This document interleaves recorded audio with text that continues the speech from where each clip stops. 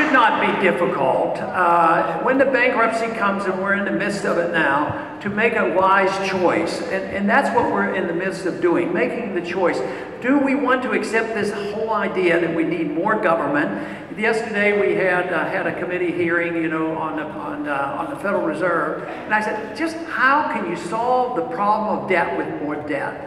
And they believe they can. Keynesian liberal economics believe that when you're in trouble like this, you, the people, should spend money. We're in trouble because you won't spend money. I said, yeah, but what if they don't have a job and they maxed out on their credit cards? How are they going to spend money? Well, then we spend the money. The government's supposed to spend the money. If you don't have it, you print the money. They believe that. They believe that as sincerely as I believe in the free market and sound money.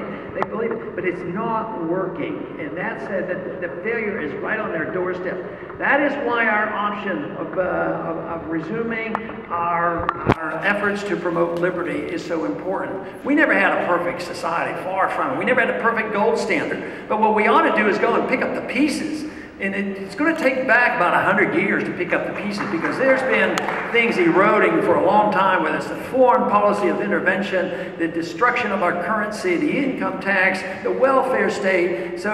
But we need to go back and pick up what we were given. You know, if we got into so much trouble by having so many people totally ignoring the Constitution, if we didn't do anything else except make the people who represent us at least read the Constitution and force them to obey the Constitution.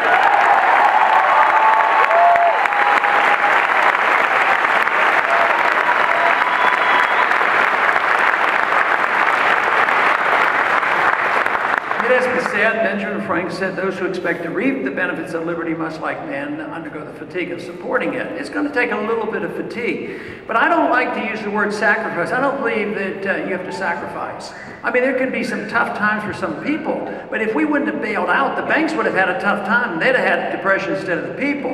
If we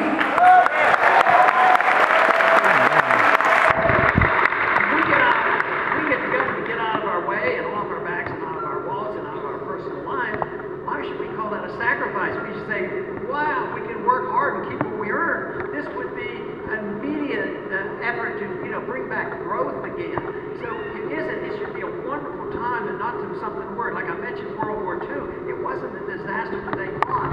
It freed up the economy finally, got the government out of the business of trying to get out of the depression. They just came back and the depression ended. So freedom is in many ways miraculous. What